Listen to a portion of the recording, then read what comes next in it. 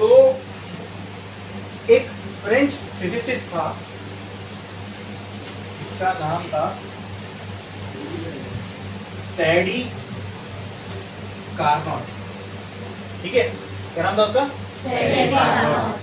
सैडी Carnot ने 1824 में एक थियोरेटिकल इंजन का बना दिया, रियलिटी में नहीं बनाया, थियोरी में। ठीक है, और उसने जो थियोरेटिकल इंजन बनाया उसकी एफिशिएंसी 100 तो नहीं बोल सकते, लेकिन मैक्सिमम थी। क्या थी? मैक्सिमम। यानी अगर हमारा इंजन जो है अगर ये 50% एफिशिएंट है तो वो हो सकता है 80 या 90%, और 90 भी मैंने बहुत ज्यादा बोल दिया, 70-80% एफिशिएंट हो सकता है। मतलब मान लो अगर दुनिया में कोई इंजन सबसे ज्यादा एफिशिएंट होगा तो वो वही इंजन होगा जो कार्नोट ने कहा, इसलिए उस इंजन का नाम पड़ा हाँ नहीं, कार्नोट इंजन। क्या पड़ा? क्या पड़ा? इसलिए आपको याद होगा जब मैंने हीट इंजन की एफिशिएंसी का फॉर्मूला निकाला था, मैंने उसमें साथ में एक और फॉर्मूला दे दिया था कार्नोट एफिशिएंसी का। यानी वो हीट इंजन जो हीट इंजन साइकिल पे नहीं बल्कि कार्नोट चाचा की साइकिल पे काम करे, वो कौन सा इंजन कहलाएगा? कौन सा इंजन? Carnot engine. ठीक है, अब जाहिर सी बात है वो हीट इंजन और ये हीट इंजन सेम तो नहीं हो सकते। मतलब अगर वो हीट इंजन 50% एफिशिएंट है और ये इंजन उससे ज्यादा एफिशिएंट है, यानी ये वो साइकिल तो फॉलो, अगर ये भी वही साइकिल फॉलो करेगा तो इसकी एफिशिएंसी बढ़ सकती है क्या? नहीं बढ़ सकती, इसकी भी एफिशिएंसी उतनी ही रहेगी। अच्छा ठीक है, तो अब तो कार्नोट ने क्या कहा, एक इमेजिनरी इंजन को अज्यूम करते हैं। ठीक है, ठीक है, जो कौन सी साइकिल पे काम करेगा? गियर वाली की बिना गियर वाली? कौन सी साइकिल पे काम करेगा? अरे बोलो, बिना गियर वाली बोल भी रहे हो। हीट इंजन साइकिल पे काम करेगा कि कार्नोट साइकिल पे काम करेगा? भाई सिंपल ना, इसमें क्या लॉजिक है? कार्नोट का इंजन है तो वो कार्नोट की ही साइकिल पे काम करेगा ना, बराबर। जिसकी लाठी उसकी भैंस। ठीक है, कार्नोट का इंजन है तो कार्नोट साइकिल पे ही काम करेगा। आई बात समझ में? क्लियर है? तो अब देखना है कार्नोट साइकिल क्या है। अच्छा, मैंने आपसे एक चीज और डिस्कस किया था जब हम लोग थर्मोडायनामिक इक्विलिब्रियम पढ़ रहे थे। अगर हमको किसी प्रोसेस की एफिशिएंसी बहुत ज्यादा बढ़ानी है तो उसको कौन से प्रोसेस पे काम करवा दो? कौन सा प्रोसेस फॉलो करवा दोगे तो वो मैक्सिमम एफिशिएंसी पे काम करेगा? कौन सा ऐसा प्रोसेस है अगर उस प्रोसेस को आप फॉलो करो तो आपको एफिशिएंसी सबसे ज्यादा मिलेगी? उससे मैंने कार का एग्जांपल भी दिया था। हाँ, अगर ये प्रोसेस पे अगर काम करवा दोगे तो एफिशिएंसी तो मिल जाएगी, लेकिन यहाँ से वहां जाने में कई साल लग जाएंगे। हाँ बोलो बोलो। Very good, very good, exactly exactly. कौन सा प्रोसेस था वो? अगर आप इन सब चीजों के आंसर दे पा रहे हो ना, मतलब आप सही में बोल रहा हूँ, समझ लो आपने थर्मोडायनामिक्स को बहुत अच्छे से समझ लिया। ये रिवर्सिबल प्रोसेस का आंसर देना बोलना ये हर कोई नहीं कर सकता, समझ ही नहीं आता रिवर्सिबल प्रोसेस क्या है। ठीक है, लेकिन आप ये समझ पाए कि हाँ भाई अगर मैक्सिमम एफिशिएंसी चाहिए तो कौन सा प्रोसेस यूज करना पड़ेगा। But there is one problem in using reversible process, that is it is yes very much time consuming, it is very slow process, very slow process। और वो स्लो क्यों हो जाता है? क्योंकि उसको हम चलते चलते क्या अटेन करते हुए जाना है? अरे वाह क्या बात है, वेरी गुड वेरी गुड। क्या अटेन करते हुए जाना है? Thermodynamic equilibrium. इसलिए वो प्रोसेस कैसा है? स्लो। ठीक है ना, रहने दो, अपने को क्या लेना देना, पेपर पे ही तो बनाना है इंजन, कौन सा असली में इंजन बनाना है। तो हमने क्या अज्यूम कर लिया कि हमारा ये जो इंजन होगा, अब सीधी सी बात है, आप थोड़ा सा आप भी लॉजिक लगाओ। अरे काश मैं भी कब 18 मैं अपन अगर 1820 में हो जाते पैदा, नहीं इससे कम से कम और 18-20 साल पहले 1800 में पैदा हो जाते तो अपन ही सोच के अपन ही बनाते, आज अपना नाम होता है ना। तो लॉजिक वाली बात है ना, अगर रिवर्सिबल प्रोसेस सबसे ज्यादा एफिशिएंट है तो आप सबसे ज्यादा एफिशिएंट इंजन बनाना है तो आप उसको किस पे काम करवाओगे? यस वेरी गुड, किस पे काम करवाओगे? तो आप उसकी हर एक प्रोसेस को, मतलब हीट इंजन साइकिल में जो 4 प्रोसेस थे, आप हर एक को उसको हटाओ और उसको किससे रिप्लेस कर दो? रिवर्सिबल प्रोसेस से, तो तुमको दुनिया का सबसे एफिशिएंट इंजन मिल जाएगा। ये इंजन तुम रियलिटी में अगर बना भी लो तो इसकी प्रैक्टिकलिटी रहेगी क्या? वो एफिशिएंट तो होगा, 100 जूल को तुमको 80 जूल काम में देगा, लेकिन वो कैसा हो जाएगा? बहुत हाँ? अरे वाह, very good, I appreciate it. ये जो क्वेश्चन है ना, इन्होंने सिलेबस का नहीं पूछा, इन्होंने एकदम क्यूरियोसिटी वाला क्वेश्चन पूछा है कि हम इसको पढ़ क्यों रहे हैं। हाँ, क्या बात है, अब इसको समझो, इसके पीछे की मैं तुमको साइकोलॉजी बताता हूँ, इसको पढ़ क्यों रहे हैं। हाँ, जब इंजन बने, पहले इनिशियल इंजन जब दुनिया में बने, ठीक है, उनकी एफिशिएंसी 50 भी नहीं थी। आज मैंने क्या कहा, इंजन की एफिशिएंसी 50-60 तक पहुंच गई। तो वो इंजन थे 25% एफिशिएंट और 30% एफिशिएंट। हाँ, मतलब मान लो उसमें अगर मैं 1 लीटर डालूं तो मैं सिर्फ 5 किलोमीटर जा सकता हूँ। आज के इंजन में 1 लीटर डालूं तो 25 किलोमीटर जा सकता हूँ। समझ रहे आप मेरी बात? तो एफिशिएंसी बढ़ी, मतलब 1 लीटर उतने ही पेट्रोल में मैं ज्यादा डिस्टेंस कवर कर पाया, मतलब मेरा इंजन बेहतर हो गया, मतलब एफिशिएंट हो गया। ओके, मतलब जब ये नवे इंजन बने तो हमको वहां से लेके आगे क्या करना था? इस इंजन को क्या करते जाना था? बेहतर, मतलब ये कम से कम फ्यूल कंज्यूम करे और ज्यादा से ज्यादा नहीं डिस्टेंस ट्रैवल करे। इसका मतलब इसकी एफिशिएंसी बढ़ गई, मतलब उतने ही इनपुट में ज्यादा एफिशिएंसी बढ़ी क्या नहीं बढ़ी भाई? आउटपुट अपॉन इनपुट, डिनोमिनेटर कम हो गया, न्यूमरेटर बढ़ गया, तो एफिशिएंसी बढ़ेगी कि नहीं बढ़ेगी? बढ़ेगी कि नहीं बढ़ेगी? मैं आपको ना इसको, ये चीज को ऐसी रहने, तो अब एक और एग्जांपल देता हूँ, उससे समझो। ठीक है, ये जो इनएफिशिएंट इंजन थे, इनको एफिशिएंट बनना है, मतलब अच्छे बनना है, बेहतर बनना है, आइडियली 100%, आइडियली इनको 100% एफिशिएंट होना है, या 90 या 95% एफिशिएंट होना है। ठीक है, ये एक सादे सुधे अभी नवे इंजन है, इनको अच्छे इंजन बनना है। ठीक है, अब इसको साइड में ना दो, मैं एक एग्जांपल देता हूं। आप में से कोई लड़कियां कुछ करियर क्या बोलते हैं, एस्पायर करती हैं। लड़कियां अक्सर कौन से करियर ऑप्शन एस्पायर करती है? डॉक्टर वगैरह कंसिडर कर लूं मैं, ठीक है। और लड़कों में मान लो किसी को क्रिकेटर बनना है, आप नया अभी खेलना चालू किया, आप किसको एस्पायर करोगे? किसको देखोगे? You must be having some idea in that particular field, जिसको देख के आप चाहते हो कि मैं इसकी तरह बनूं, या कम से कम इसका ये मकाम मैं हासिल करूं। हो सकता है आप उससे ऊपर पहुंच जाओ, हो सकता है, या उससे नीचे रह जाओ, ये भी हो सकता है। ठीक है, वैसे लड़कियां भी किसी चीज को अपना कोई आइडियल मानती होंगी।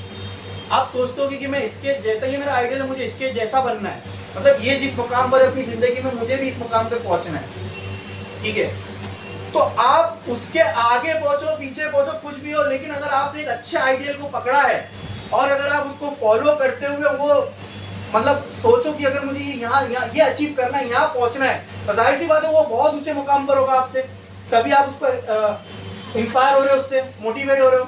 तो आपने एक रास्ता पकड़ लिया कि हाँ मुझे वहां तक पहुंचना है। मैं ये समझता हूँ आप वहां तक नहीं पहुंचे, लेकिन मैं ये गारंटी देता हूँ आप जाओ वहां से तो ऊपर उठ ही जाओगे। क्या ये पक्की बात है? क्या ये सही बात है? हाँ, पक्का। कोई एक मान लो क्रिकेटर है, बहुत ऊंचा क्रिकेटर है, और कोई अभी खेलना स्टार्ट किया, वो सोचा कि अरे यार मुझे इसके ऐसा बनना है, वो रोजाना मेहनत कर रहा है, रोज ग्राउंड पे जा रहा है, एफिशिएंटली, कंसिस्टेंटली, डिसिप्लिन के साथ अपना काम रोज प्रैक्टिस कर रहा है। भले वो उसकी फेम को, उसके पॉपुलैरिटी को ना पहुंच पाए, लेकिन ये तो पक्की बात है वो जिस लेवल पे था उससे तो उठ चुका होगा। क्यों? क्योंकि वो प्रोसेस में जब उसने अपने आप को डाला ये सोच के कि मुझे इसके जैसा बनना है, मुझे रोज ये काम करना है, तो जाहिर सी बात है जिस लेवल पे था उससे तो ऊपर। एग्जाम्पल समझा? अब आ जाओ इंजन पे। जो शुरुआती इंजन बने थे वो बहुत ही इनएफिशिएंट थे। इंजन को क्या बनाना था? तो एक आइडियल चाहिए, ये इंजन हो ही नहीं सकता रियलिटी में, ये तो आइडियल ही है। मतलब अगर किसी इंजन की मैक्सिमम एफिशिएंसी हो सकती है, मतलब किसी इंजन का मुकाम मैक्सिमम हो सकता है एफिशिएंसी में, तो किसका हो सकता है? किसका हो सकता है? अब समझ में आया कारनोट पढ़ के क्या होगा? हम अगर ये इंजन को पढ़ के समझे ये कैसे काम कर रहा है, तो हम वो जो बाकी इंजन है वो उनके ऊपर मेहनत करेंगे कि उनको भी किसकी तरह बनाए। भले आज तक हम कारनोट तक नहीं पहुंच पाए, लेकिन मैंने क्या कहा, आज हम कितनी एफिशिएंसी पे पहुंचे? 50 से 60% की, लेकिन थे कहां? अरे वाली 90 पे नहीं पहुंचे, लेकिन 50 पे तो पहुंचे। इंजन एफिशिएंट तो हुए, पहले से बेहतर तो है, वो उसी पे तो नहीं अटके रहे। ये क्यों हो पाया? क्योंकि हमारे पास एक आइडियल केस था कि हमको ये देख के चल रहे हम इसको ऐसा बनाना है, ऐसा। तो रोजाना हम इंजन पर मेहनत कर रहे हैं, इसको वहां तक पहुंचने में कितना, तो कुछ एक नया ब्रेक थ्रू मिला, वो हमने इंजन में डाला, नहीं अभी भी नहीं एफिशिएंट, अभी भी वहां तक पहुंचना है, तो फिर कुछ नया ब्रेक थ्रू वो उसमें डाला। जब when you put yourself in that process, automatically time आपको उसको कंपाउंड करके देता ही जाएगा। ठीक है, क्लियर है, समझ में एकदम क्लियर हुआ क्यों पढ़ रहे हैं कार्नोट? ठीक है, ये बिल्कुल बुक का सवाल नहीं है, ना ये आपके एग्जाम में आएगा कहीं नहीं, लेकिन एक लॉजिकल क्वेश्चन था, क्यों पढ़ रहे हैं फिर, है क्या नहीं? समझ में क्लियर है क्यों पढ़ रहे हैं? तो ये इससे मैं आपको एक और चीज बता देता हूँ, अब फिजिक्स में जितनी भी आइडियल चीजें पढ़ोगे जो रियलिटी में नहीं होती, क्या उसका आंसर मिल गया वो बुक में क्यों है? हाँ, बिकॉज वो आइडियल केस पढ़ के हमने कहीं ना कहीं अपनी आसपास की चीजों को सुधारा है या इन्वेंट किया है। कभी ना कभी कोई ना कोई चीज जो आज यूज कर रहे हो किसी की सोच की, क्या ये बात रियलिटी है? जो कार, जो फोन या जो भी चीज आज आप यूज कर रहे हो, कभी ना कभी it was just an idea in someone's mind. और जब आप किसी चीज को पाने के लिए टाइम देते हो ना, तो टाइम, एक चीज याद रखना, टाइम हमेशा आपको कोई भी चीज कंपाउंड करके ही देगा। कंपाउंड समझते हो? कंपाउंड समझते हो? हाँ, बिल्डिंग के आगे होता है गोकुलधाम सोसाइटी, देखे हो, उसके बीच में जो होता है उसको क्या बोलते हैं? नहीं भाई, वो कंपाउंड की बात नहीं कर रहा हूँ, कॉमर्स का कॉन्सेप्ट है कंपाउंड इंटरेस्ट। ठीक है, छोटी मोटी बात नहीं है। आइंस्टाइन बहुत साइंस का बड़ा दिग्गज है ना, हाँ, ऊंचे लोगों में गिनती होती है ना आइंस्टाइन की। हाँ, तो यानी आइंस्टाइन ने बोला मतलब भाई की गोली बंदूक की गोली वाला हिसाब था, भाई बोले भगवान बोले, है ना, ऐसा था आइंस्टाइन का, तो यही हिसाब किताब था ना, ऊंची हस्ती थी साइंस की। आइंस्टाइन जैसा आदमी कहता है compound interest it's the eight wonder of world, one who understands it earns it, one who doesn't pays it. ठीक है, ये हाँ, वीडियो को पॉज कर करके समझना इसको मैंने क्या बोला। तो आपको समझना है, कंपाउंड की चीज, कंपाउंडिंग मतलब ऐसा इफेक्ट है ना जो आपकी कोई भी चीज को बहुत एक्सपोनेंशियली ग्रो कर देती है। मतलब मैंने क्या कहा, जिस चीज को आप अपना टाइम दोगे वो चीज आपको रिटर्न में बहुत सारी होके मिलेगी। तो अगर आज अपना टाइम आप किसी प्रोडक्टिव चीज में लगा रहे हो ना, तो फ्यूचर में वो चीज आपके अंदर बहुत बड़ी मात्रा में आ जाएगी और वो चीज आपको सक्सेस की तरफ लेके जाएगी। और वही चीज अगर आप किसी कचरे को दे रहे हो ना, तो वो कूड़ा बन के आपको कंपाउंड होकर रिटर्न में मिलेगी। मतलब अगर एक टाइम अगर अपना आप रील स्क्रॉल करने में, शॉर्ट स्क्रॉल करने में, ठीक है, माइंडलेसली लगा रहे हो, तो रिटर्न में आपके दिमाग में क्या आएगा, बहुत सारा और एक कंपाउंड होके क्या आएगा, कचरा ही आएगा। ठीक है, और अगर वही टाइम आप जो आपकी मतलब की चीजें हैं वो देखने में, वो करने में लगाओ, तो वो चीज आपको क्या होगी, कंपाउंड होके मिलेगी। अरे ये टाइम का उसूल है, ये गलत हो ही नहीं सकता। तुम किसी को टाइम देके तो देखो, किसी भी चीज पे जब कंसिस्टेंस और डिसिप्लिन के साथ हम किसी चीज को टाइम देते हैं ना, वो कंपाउंड होके ही अपनी लाइफ में आती है। ठीक है, ये समझ में आया? हीट इंजन साइकिल समझ में आई? अभी हम लोग कौन सी साइकिल पढ़ने वाले हैं? Carnot cycle. और सीधी सी बात है, कार्नोट ने, सेडी कार्नोट ने 1824 में ये सोचा कि अगर जो हमारे इंजन है, अगर इनको मतलब ऐसा इंजन बना देना जो 100% तो नहीं, लेकिन बहुत ज्यादा एफिशिएंट हो, जिसकी एफिशिएंसी मैक्सिमम हो, तो क्या होगा, बाकी इंजन उसको फॉलो करते हुए आएंगे। और कहीं ना कहीं आज हमने देखा कि इंजन की एफिशिएंसी पहले से तो अच्छी। तो आओ देखते कार्नोट ने ऐसा क्या कहा कि कैसी साइकिल डिजाइन की। कुछ नहीं, साइकिल बोले तो पीवी डायग्राम पे अपने को ग्राफ देखना है जो क्लोज्ड होगा। क्लोज्ड है मतलब कोई साइक्लिक प्रोसेस है, बराबर। ठीक है, अब क्योंकि इसकी एफिशिएंसी मैक्सिमम करना है, तो इसको किस पे चलवा दो, कौन से प्रोसेस पे? रिवर्सिबल प्रोसेस पे। आई बात समझ में? मतलब इसका एक्सपांशन, चार प्रोसेस वही होंगे, heat addition, expansion, heat rejection, compression, वही प्रोसेस होंगे। लेकिन अब ये सारे क्या होंगे यहाँ पे? रिवर्सिबल। क्या होंगे? रिवर्सिबल। ठीक है, तो यहाँ पे ना दो ग्राफ में एक ही चीज हो रही होगी, मैं आपको बताता हूँ। ठीक है, सबसे पहले एक रिवर्सिबल आइसोथर्मल प्रोसेस होगा। कौन सा होगा? फिर उसके बाद ये वो वाले ग्राफ में ये क्या था? आइसोथर्मल। वेरी गुड, क्या था? आइसोथर्मल। अभी भी ये आइसोथर्मल एक्सपांशन ही है। क्या है? आइसोथर्मल। लेकिन अब बस ये समझ लो, ये रिवर्सिबल है। रिवर्सिबल का मतलब ये जब रिवर्सिबल पढ़े हैं तो उसी तभी समझ पाओगे। रिवर्सिबल का मतलब ये कि इसको यहाँ से यहाँ आने में सदियां लग जाएंगी। और रिवर्सिबल का मतलब क्या, ये रिटर्न यहाँ से यहाँ भी जा सकता है सेम पाथ फॉलो करके। अब वो क्यों कर सकता है, क्योंकि ये क्या फॉलो करते हुए आया होगा, बहुत सारे थर्मोडायनेमिक। अब वो मैं एक्स एक्स यहाँ नहीं बना सकता, ग्राफ खराब हो जाएगा। क्लियर है? ठीक है। अच्छा, सेकेंड प्रोसेस यहाँ में लिख देता हूँ, रिवर्सिबल आइसोथर्मल एक्सपांशन। इसके बाद जो दूसरा प्रोसेस, चलो इसको मैं दे देता हूँ 1 और इसको दे देता हूँ। इसके बाद हीट इंजन साइकिल में प्रोसेस कौन सा था? हाँ, very good, heat rejection. But कौन सा heat rejection? Constant volume heat rejection. That process was constant volume. यहाँ वो रिप्लेस होके, बोलो ये ग्राफ किसका है? वेरी गुड, किसका है? एडियाबैटिक। बहुत थोड़ा सा ठीक है। नहीं बनाना तो मैं इसकी ट्रिक बताऊंगा कैसे बनाना है। ये यहाँ से यहाँ क्या हुआ? एक्सपांशन। यहाँ से यहाँ क्या हुआ? हाँ, ये क्या था? हीट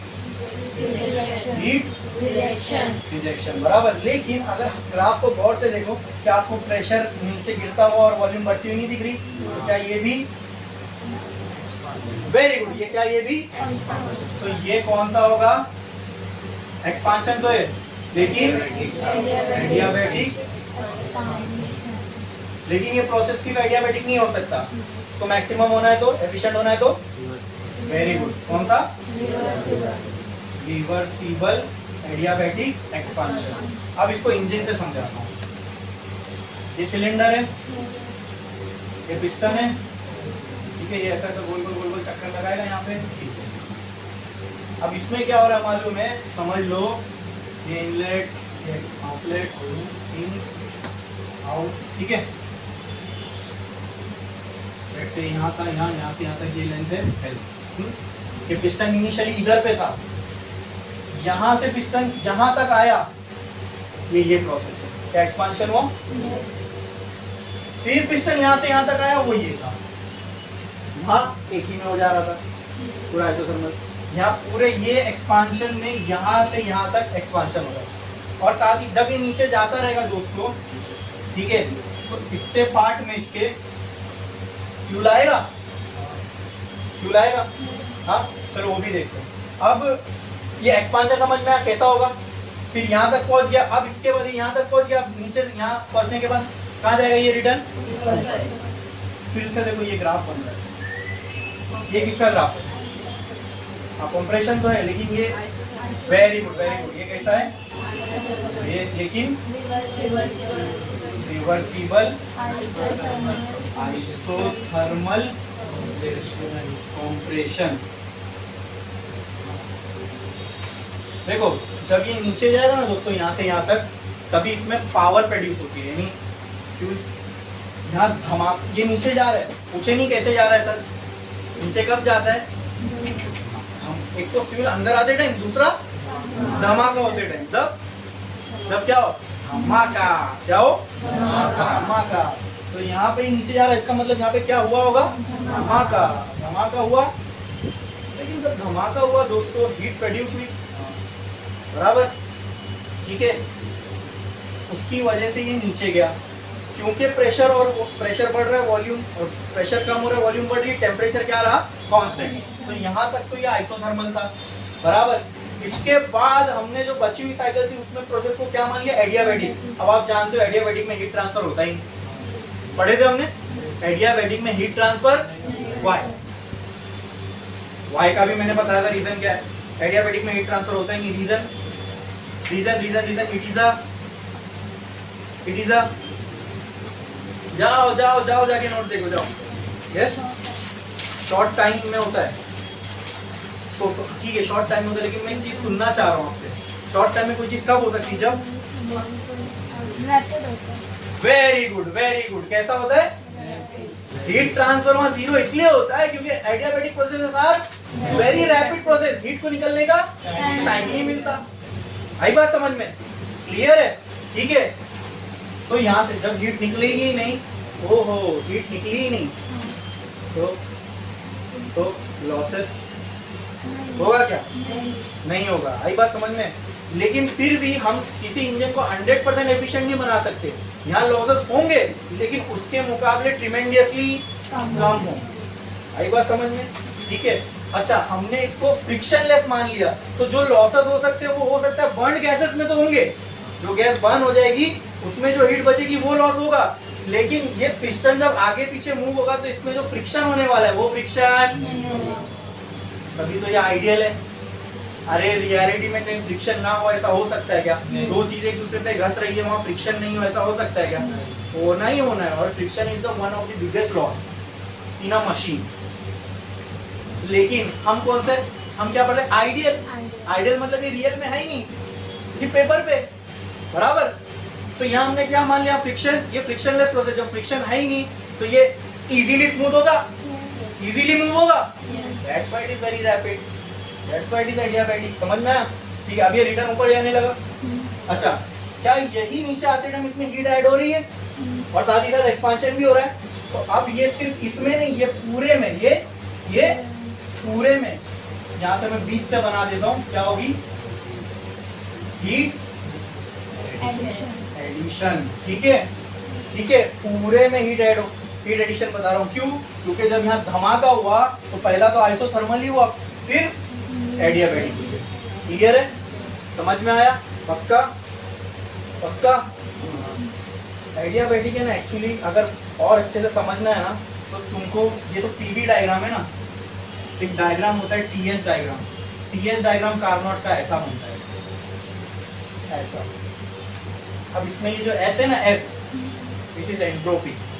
और एंट्रोपी मैंने बताया आपके सिलेबस के स्कोप के, it is a randomness of energy. मतलब यहाँ हम एनर्जी का लॉस ही नहीं मान रहे। जो एनर्जी रैंडमनेस में लॉस होती है ना, फ्रिक्शन में, हॉट गैसेस में, वो हम यहाँ मान ही नहीं रहे। इतना परफेक्ट ग्राफ कैसे बन सकता है किसी मशीन का? एकदम परफेक्ट रेक्टेंगल मिलेगा आपको अगर इसका टीएस डायग्राम ना हो। बट टीएस डायग्राम हमारे सिलेबस में नहीं, ये डायग्राम भी हमारे को पढ़ना नहीं, वरना अगर इसका टीएस डायग्राम होता ना तो ऐसा बनता। ठीक है। फिर क्या बचा? ये बचा इतना, ऐसा 3 से लेके 4। ये भी क्या है बोलो?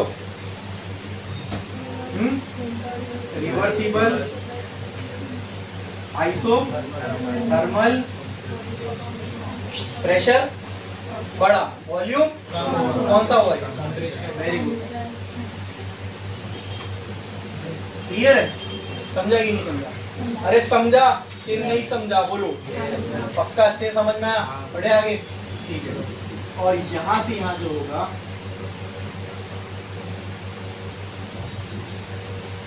तो मान लिया 4, ये फिर से 1, ये पूरा क्या होता है?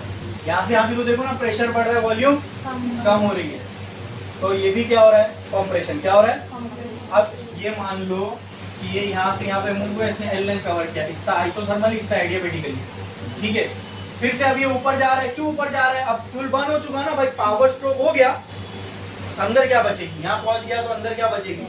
गैस। क्या बचेगी? गैस। अब उसको कहाँ फेंकना है? कहाँ फेंकना है? बाहर फेंकने के लिए इसको फिर ऊपर जाना पड़ेगा। तो ये क्या हो रहा है? कॉम्प्रेशन। तो यहाँ आधी साइकिल ये आइसोथर्मल कॉम्प्रेशन करेगा, बाकी की आधी एडियाबैटिक। लेकिन जब कॉम्प्रेशन होगा तो हीट क्या होगी? बाहर जाएगी। तो क्या मैं बोल सकता हूँ, यहाँ से, मतलब यहाँ से यहाँ, ये पूरे टाइम है ना, सोचो ना, ये यहाँ से यहाँ पहुंचा, इसी में दोनों हो गए। यहाँ से यहाँ, जब एडियाबैटिक खत्म होगा तब इधर पहुंचेगा ना। अरे समझे क्या नहीं समझे? आइसोथर्मली में तो यहीं तक पहुंचा, जब एडियाबैटिक खत्म होगा तो इधर पहुंचेगा। मतलब जहां से शुरू हुआ था तो यही है ना। तो एडियाबैटिक के खत्म होने पे यहाँ पहुंचेगा, मतलब तब तक हीट क्या होती रहेगी? बोलो। अभी कांस्टेंट वॉल्यूम पे नहीं हो रहा है भाई, अभी हीट रिजेक्ट होती जा रही है। तो ये क्या हो गया? Heat rejection. बोलो क्लियर है? बोलो समझ में आया? हाँ क्लियर है क्या इतना? फिर वहां 1 पे पहुंच गए। ठीक है। फिर वहां क्या होगा? फिर क्या होगा? वहां फ्यूल आ गया रहेगा और वहां पे क्या हो जाएगा? धमाका। इसी धमाका होगा फिर। बोलो क्लियर है? क्लियर है? क्लियर है? आइसोथर्मल जो एक्सपांशन होगा तो फ्रिक्शन होगा। ये ना एक्सपांशन, ना एक्सपांशन में फ्रिक्शन होगा ना ही कॉम्प्रेशन में। अच्छा, रियल वाले इंजन में हो रहा था, इसके लिए वहां पे लॉसेस भी ज्यादा थे। तो इसलिए मैंने कहा कि रियल इंजन अगर 50% एफिशिएंट है तो कार्नोट 100% नहीं हो सकता। बोलो क्यों नहीं, कोई इसका रीजन दे सकता है? जब ये आइडियल है तो 100% होना चाहिए ना। आइसोथर्मल में थोड़ा सा फ्रिक्शन होगा। नहीं, फ्रिक्शन तो इससे लेना देना पिस्टन और सिलेंडर के बीच में, ठीक है। आइसोथर्मल का मतलब है कि वहाँ वो होते वक्त टेम्परेचर कांस्टेंट रहेगा, वहाँ फ्रिक्शन का हमको कोई लेना देना नहीं। आइसोथर्मल हमको फ्रिक्शन के बारे में कुछ नहीं बताता। फ्रिक्शन तो हम यहाँ देखते हैं पिस्टन और सिलेंडर के बीच में, तो हम ये अज्यूम करके चल रहे हैं कि यहाँ कोई फ्रिक्शन है ही नहीं। आइसोथर्मल का मतलब सिर्फ एक चीज है कि वहाँ टेम्परेचर क्या रहेगा, टेम्परेचर अगर कांस्टेंट है तो वहाँ प्रेशर बढ़ा, वॉल्यूम कम, इसकी वजह से प्रेशर क्या हो गया, कांस्टेंट। तो मुझे आप ये बता सकते हो कि क्यों कार्नोट में एफिशिएंसी 100% नहीं आई, जबकि हमने फ्रिक्शन को निग्लेक्ट कर दिया? वेरी गुड, देखो देखो, वेरी गुड वेरी गुड। ये जब आप सोच के बोलो ना, ये होता है आंसर, ठीक है। मतलब आपने एक चीज को समझा तभी आप ये बोल पाए। इसलिए 100% एफिशिएंट नहीं है क्योंकि भले फ्रिक्शन तो हट गया, फ्रिक्शन में हीट नहीं गई, लेकिन बर्न गैसेस में तो हीट जा रही है ना। तो बर्न गैसेस में जो हीट गई वो आई कहां से थी? जब हमने प्रोड्यूस किया था उसी में से तो वेस्ट हो रही है। तो फ्रिक्शन वाला लॉस हटा दो, लेकिन बर्न गैसेस वाला लॉस तो अब भी है। तो एफिशिएंसी बढ़ गई, लॉसेस कम हो गए, लेकिन लॉसेस एलिमिनेट नहीं हुए, जीरो नहीं हुए। कम हो गए लेकिन जीरो, इसलिए इसकी एफिशिएंसी मैक्सिमम रहेगी, लेकिन 100% नहीं हो सकती, ठीक है। अक्सर वीडियोस में भी आपको अगर देखोगे, कहीं कहीं पे बोलते हैं कार्नोट की efficiency 100%, it is an ideal engine, but इसकी भी एफिशिएंसी 100%, क्योंकि भाई हीट का जो लॉस होगा रिजेक्शन में वो तो है ही ना। हाँ, फ्रिक्शन हट गया तो उसके वजह से जो लॉस हो रहा था वो यहाँ मिल गया एनर्जी के फॉर्म में, बराबर। तो उतनी एनर्जी तो हमने सेव कर ली, एफिशिएंसी बढ़ गई, लेकिन एफिशिएंसी 100% हुई क्या? नहीं। बोलो क्लियर है? अच्छा, अब एक और बात, ये क्या था, ये क्या था? Reversible adiabatic compression. अब एक चीज और समझ लेना दोस्तों, ये पूरा प्रोसेस, ठीक है, भले रिवर्सिबल है तो रिवर्सिबल का मतलब क्या होता है? ये बहुत धीरे धीरे धीरे धीरे यहाँ तक पहुंचा होगा। मतलब मैं जो बोल रहा हूँ ना, पिस्टन यहाँ आया फिर यहाँ आया, ठीक है। तो वो नंबर ऑफ थर्मोडायनेमिक इक्विलिब्रियम, मतलब यहाँ तक बोलोगे एडियाबैटिक तो सर आपने बोला बहुत रैपिड है, हाँ वो रैपिड है, लेकिन यहाँ से यहाँ तक वाला प्रोसेस आइसोथर्मल वो तो बहुत स्लो होगा ना। आइसोथर्मली अगर इसको यहाँ से यहाँ पे आना है तो उसको बहुत सारे थर्मोडायनेमिक इक्विलिब्रियम स्टेट, तबकि हीट का लॉस नहीं हो, हीट का लॉस नहीं होगा तभी तो सराउंडिंग में हीट नहीं है। रिवर्सिबल प्रोसेस में यही तो होता है कि सराउंडिंग से हीट कुछ एक्सचेंज हुई नहीं, तभी तो वो रिवर्सिबल कहलाएगा। एडियाबैटिक में तो वैसे भी नहीं होगी, क्यों? क्योंकि बहुत रैपिड प्रोसेस है। क्लियर है? समझ में आया? पक्का? ये चारों भी प्रोसेस कैसे हैं? रिवर्सिबल है। रिवर्सिबल का मतलब जो नहीं थे उनको बता रहा हूँ कि अगर ये इस रास्ते से यहाँ आया तो इसी रास्ते से वापस भी जा सकता है, ये रास्ते से नहीं जाएगा, ठीक है। बट वो करने के लिए वो प्रोसेस को बहुत स्लो होना पड़ेगा। आप पूछोगे सर क्यों होना पड़ेगा? तो इसके लिए तुमको रिवर्सिबल प्रोसेस जाके पहले समझना पड़ेगा। वहाँ बहुत डिटेल में मैंने आपको समझाया हूँ कि क्यों रिवर्सिबल प्रोसेस इतना स्लो होगा। उसके लिए फिर thermodynamic equilibrium, mechanical, chemical, thermal सब समझना पड़ेगा, क्वासी-स्टैटिक प्रोसेस, ये सारी चीज़ें। और क्लियर है? जो भी इंजन इस साइकिल को, क्या ये भी एक साइकिल है? जहाँ से शुरू हुआ वहीं खत्म हुआ, फिर वहीं से ये साइकिल दोबारा शुरू होगी, बराबर? क्लियर है?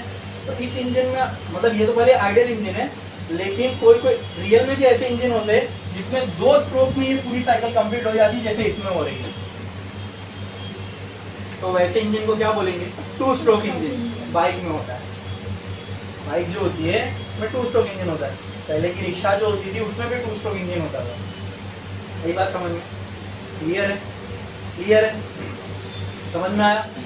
इसमें 2 स्ट्रोक में पूरा काम हो गया ना भाई। पावर स्ट्रोक, फ्यूल भी अंदर आया, पावर भी प्रोड्यूस हो गई, फिर दूसरे स्ट्रोक में ये ऊपर भी गया, हॉट गैसेस बाहर चली गया, वापस फिर आने की बारी आ गई अंदर, जहाँ फिर अब वापस साइकिल चालू हो रही है ना, लेकिन 2 स्ट्रोक में पूरा काम खत्म। बोलो समझा कि ये कौन सा था? कार्नोट।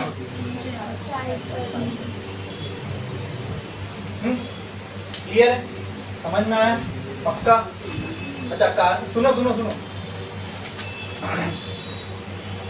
जो हीट इंजन हमने देखा था, अगर तो साइकिल में तो हमने देखा, लेकिन तुमने जब एक्चुअल हीट इंजन देखा था तो वहां पे हमने देखा था हीट इंजन दो रिजर्वायर के बीच में काम करता है, एक हॉट और एक कोल्ड, ठीक है।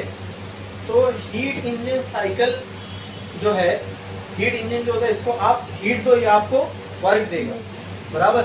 ऐसी एक और डिवाइस था जिसको आप वर्क दोगे तो अपने को हीट का ट्रांसफर करके देगा, वो कौन सा था?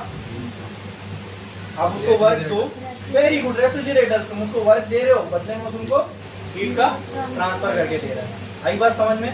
तो उनको भी आप इस साइकिल पे चला सकते हो, समझे? यहाँ पे आप हीट दे रहे हो, वहां पे आप क्या दोगे? वर्क दोगे। क्लियर है? क्लियर है? ये जो वर्क डन हो रहा है ना वो हम देंगे, तो बदले में हमको क्या देगा? हीट देगा। क्लियर है? अच्छा, कार्नोट साइकिल ये चारों प्रोसेस समझ में आए? हाँ, तो रुको, यहाँ पे एक और चीज बच गई ना, ये 1 से 2 क्या है? लिख लोगे ये? 2 से 3 ये क्या है? रिवर्सिबल। लिख लोगे ये? 2 से 3 क्या है, फिर 3 से 4, फिर 4 से 1, ये नीचे लिख लो, ठीक है? जो यहाँ लिखा है बस वही। अच्छा, पर मुझे बता भी दो, 1 से 2 में क्या लिखोगे? रिवर्सिबल। 2 से 3 में, 3 से 4 में,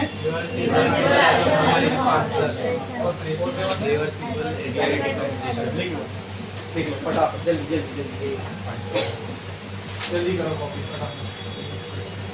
अच्छा, ये डायग्राम ऐसे ही बनना चाहिए, और अगर नहीं बन रहा है तो मैं इसकी ट्रिक बता रहा हूँ, ध्यान में ट्रिक देख लो। ये पीवी डायग्राम में एक काम करना, पेंसिल से ऐसा पहले 2 रेक्टेंगल बना लेना, ठीक है? बना लिए? तो इसमें कैसा जोड़ना है देखो, ये पॉइंट से ये पॉइंट जोड़ दो, ये हो गया आइसोथर्मल। ये पॉइंट से ये पॉइंट जोड़ दो, ये हो गया एडियाबैटिक। इससे ये जोड़ दो, ये फिर हो गया, बोलो, आइसोथर्मल। इससे ये जोड़ दो, ये क्या हो गया? अभी हटा दो।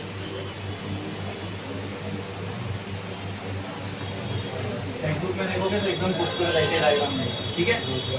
हाँ, अच्छा, एक चीज आपको मेरे को और बोलनी है, रुक जाओ, करने से पहले पेज नंबर 104 निकालो, 104 निकालो, पेज नंबर 104। अब मैं आपको बताऊंगा, ठीक है? यहाँ कार्नोट का डायग्राम है, ऐसी दिख रहा है, तो मेरा देखो एकदम परफेक्ट बना है, ऐसी है। उनको भी बनाना है तो ये ट्रिक फॉलो करो, वरना वो बनता नहीं है बराबर। हाँ, अब इसमें एक वो, अगर आपने इस चीज को अच्छे से समझा है, अब आप टेक्स्ट बुक में गलती निकाल लो। बोलो, देखो, I have given you a task, text book में गलती निकाल के बताओ। बड़ी बात हो जाएगी ना? अरे बड़ी बात हो जाएगी ना? जब हम टेक्स्ट बुक, ये तो हमारे लिए ग्रंथ है, हम इसको मान ही नहीं सकते, ये गलत हो सकता है। ये गवर्नमेंट ने छाप के दी ना, कि किसी ने अपने घर पे छाप के लाया है। इसमें गलती निकाल के बताओ। एकदम ऑब्वियस गलती है, एकदम ऑब्वियस। हाँ, बोलो, वेरी गुड। कहाँ पे बताओ, वो बताओ। ये लेफ्ट साइड में, हाँ, एरो ऊपर की तरफ बताया है, ठीक है? तो एरो ऊपर की तरफ जा रहा है, मतलब प्रेशर क्या हो रहा है? बढ़ रहा है। वॉल्यूम क्या हो रही है? और हम ये जान चुके हैं कि जब भी प्रेशर बढ़ता है वॉल्यूम, इट इज क्लियरली अ, वहाँ क्या लिखा है क्या नहीं? टेक्स्ट बुक में गलती, सही करो, सही करो। अरे गलती है टेक्स्ट बुक में, सही करो। ग्रंथ में हमारी गलती हो गई, मतलब मेरे को इतनी चिढ़ आई ना जब मैंने ये देखा।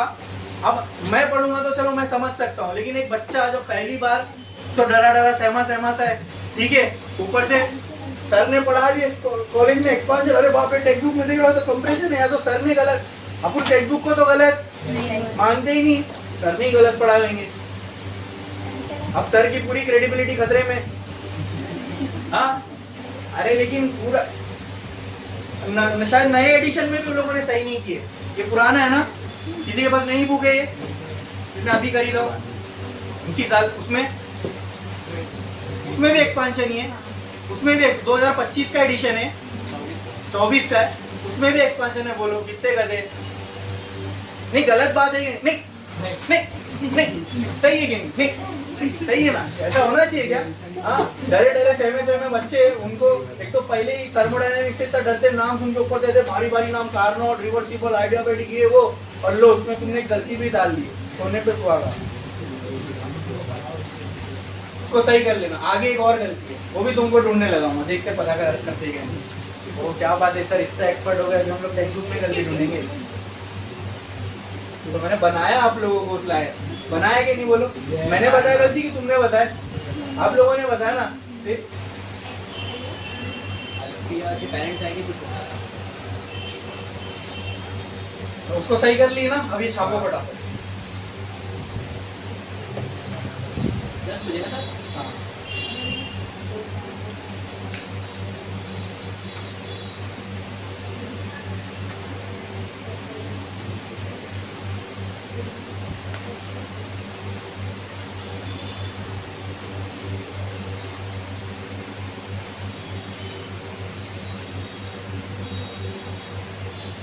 एकदम लाइट बनाओ पेंसिल से, ताकि तुम उसको रफ कर सको। पेंसिल से बनाओ और फिर ये ग्राफ पेन से बनाओ, तो तुम पेंसिल वाला रफ कर सकते हो इजीली, वरना मेहनत हो जाएगी तुम्हारी। एकदम डिटेल में रफ करते तो इतना टाइम नहीं अपने पास। ग्राफ लेकिन प्रॉपर आइडियाबेटिक जैसा लगना चाहिए। आइसो वो मत बना देना इसको, आइसोफोरिक। ये हम लोग एक्सपर्ट हो गए, हम ग्राफ देख के पता लगा सकते हैं कि कौन सा प्रोसेस है। ठीक है,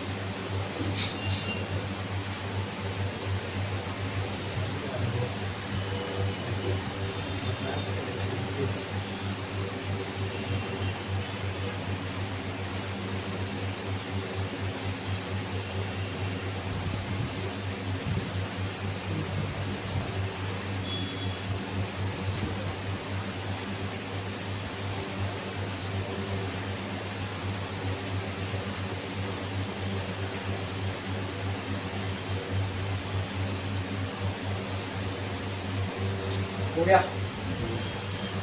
कितने लोगों का बाकी है? इसको जल्दी।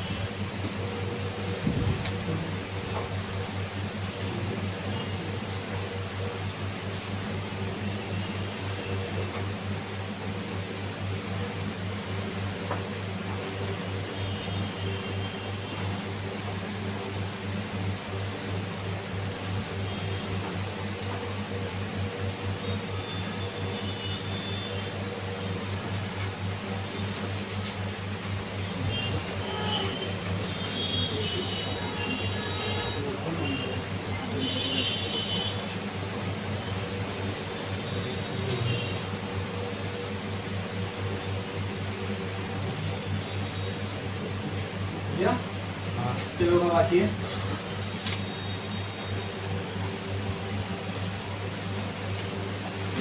देखो एक और चीज आपको बताता हूँ, हमने हीट इंजन पढ़ा था और हीट इंजन में हमने देखा था it operates between two reservoir, एक से वो हीट लेगा, दूसरे को ये वो हीट रिजेक्ट करेगा, बराबर। तो अगर कार्नोट के कॉन्सेप्ट के हिसाब से देखा जाए ना, तो हीट इंजन की एफिशिएंसी सिर्फ और सिर्फ मतलब बाकी किसी चीज पे डिपेंड नहीं करती है, तो ये सारे इरिवर्सिबल प्रोसेस है। हीट इंजन की एफिशिएंसी सिर्फ दो ही जगहों पर डिपेंड करती है, एक हॉट रिजर्वायर का टेम्परेचर और दूसरा कोल्ड रिजर्वायर का टेम्परेचर।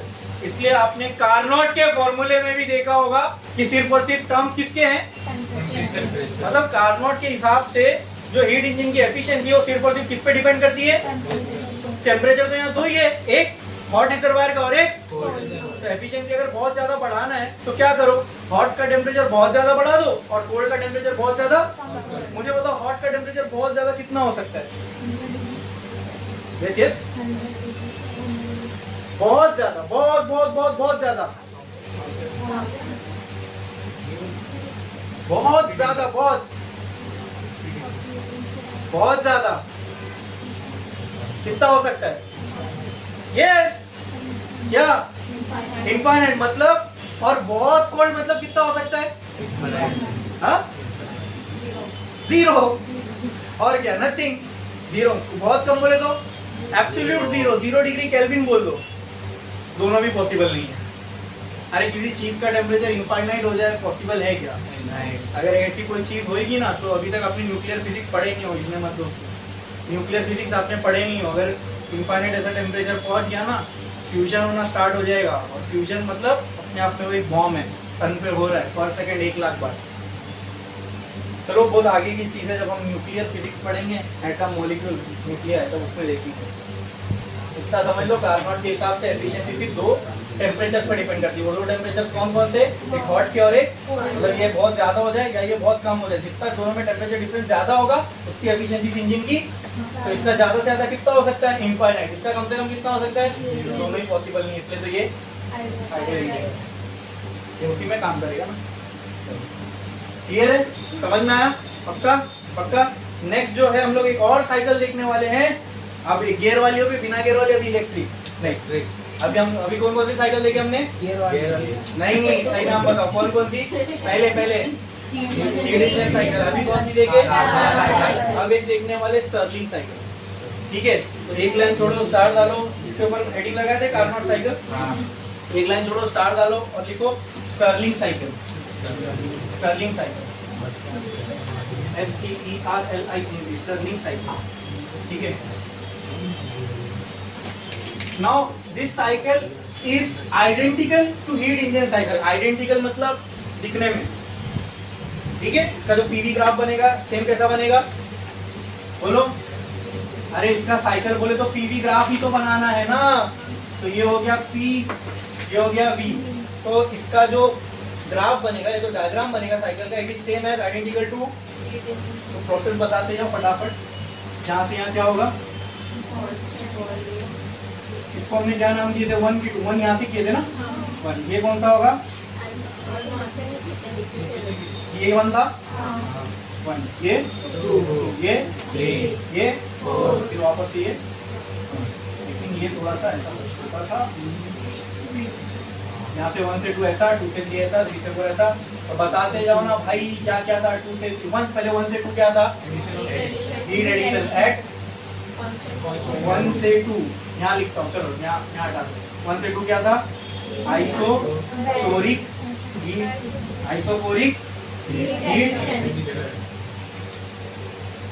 एडिशन। फिर 2 से 3 क्या था? क्या ये ग्राफ में भी दिख रहा है? Isothermal expansion. फिर 3 से 4 दिख रहा है? मुझे पहले लिखना चाहिए था, फिर बनाना चाहिए तो मजा आती। Isochoric heat rejection. फिर 4 to 1 क्या है? आइसोथर्मल।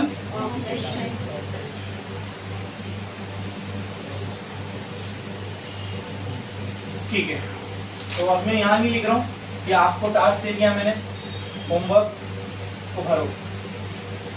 ठीक है, अच्छा ये दोनों ही ग्राफ पे मैंने नहीं बताया आपको, लेकिन ये मैं समझता हूँ कि अगर आपने सारे बहुत अच्छे समझे तो it is understandable and it is obvious that ये कौन सा प्रोसेस है दोस्तों?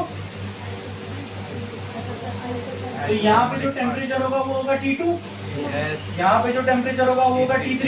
रिलेशन क्या इन दोनों? कौन ग्रेटर होगा, कौन स्मॉलर होगा? Yes, T2 will be and T3 will be. Can you justify your answer? The reason? हाँ, यहाँ हीट ऐड हो रही है 2 to 3 है ना, एक्सपांशन है तो कहाँ हीट ऐड होता है?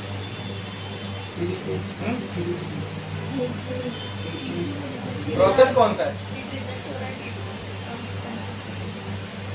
2 से 3 की बात करो, ये भूल जाओ ये एग्जिस्ट करते हैं तीनों, सिर्फ 2 से 3 देखो। 2 पे टेम्परेचर है T2, 3 पे टेम्परेचर है T3, दोनों के बीच का रिलेशन बताओ। थोड़ा सा लॉजिक लगाओगे ऐसे आंसर आ जाएगा। प्रोसेस का एक हिंट दे दो, प्रोसेस का नाम पढ़ो। टेम्परेचर कांस्टेंट रहना चाहिए। तो हाँ, यस, क्या होगा? What will be the relation between T2 and T3? आधा उसने बोला, आधा इन्होंने कहा।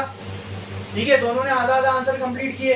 उसने कहा टेम्परेचर कांस्टेंट होता है तो जाहिर सी बात है ना भाई, यहाँ से यहाँ आने में अगर टेम्परेचर कांस्टेंट है मतलब टेम्परेचर चेंज हुआ ही नहीं, यानी जो 2 पे था वही।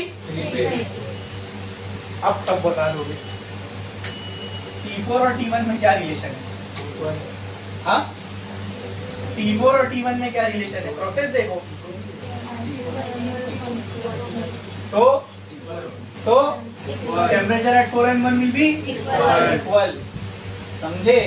हाँ, तो ऐसा ही पिछले डायग्राम में भी अगर होगा तो वहाँ पे भी वहाँ और यहाँ का टेम्परेचर सेम। अरे भाई प्रोसेस ही तो आइसोथर्मल है ना, तो टेम्परेचर सेम ही होगा। समझ में आया? ये सब घुमाने वाले सवाल है, यहाँ पर इसलिए पूछ लिया कि यहाँ गलती कर लोगे चलेगा, जितनी गलतियां करना है मैंने कहा ना, कहाँ करो? इधर करो। यहाँ गलती हो जाएगी, वी कैन अफोर्ड इट। ठीक है, जो गलती यहाँ नहीं होगी, अगर वो गलती एग्जाम में हो गई तो वहाँ कॉन्सिक्वेंसेस होंगे ना उसके, वहाँ मार्क्स कटेंगे। अगर गलती यहाँ हो गई तो यहाँ अपन सही कर सकते हैं उसको, फिर वो गलती 100% कहाँ नहीं होगी? एग्जाम में नहीं होगी। इसके रिलेटेड क्वेश्चन आ गया तो वहाँ नहीं होगी। समझे? हाँ, MCQ में अगर ऐसा क्वेश्चन पूछ लिया तो चारों में से एक ऑप्शन ऐसा दे दिया और एक दिया ग्रेटर, एक smaller, equal to 0, none of the above. हाँ, समझे ना? ऐसा कोई भी क्वेश्चन बना सकते हैं। इसलिए कहता हूँ ना, ये बहुत बारीक बारीक छोटे छोटे कॉन्सेप्ट्स होते हैं। और अक्सर जो कंपटीशन में, एंट्रेंस में, नीट जेई में जो क्वेश्चन आते हैं ना, बहुत इतनी बारीक बारीक कॉन्सेप्ट से आते हैं, बहुत इजी होते हैं। लेकिन प्रॉब्लम क्या होती है ना, हम लोग उतने डीप में जाके देखे ही नहीं। और कोई रॉकेट साइंस आ गया इसमें, भाई सामने लिखा हुआ है नाम में आइसोथर्मल, तो भी मैं पूछ रहा हूँ 2 और 3 में क्या रिलेशन है। हाँ, जो इन्होंने कहा इनका आंसर था 2 ज्यादा होगा, 3 कम था। ये 90% लोग गलती क्यों करते हैं? क्योंकि T ऊपर दिख रहा है, ये नीचे दिख रहा है, तो वो ज्यादा होगा, ये कम होगा।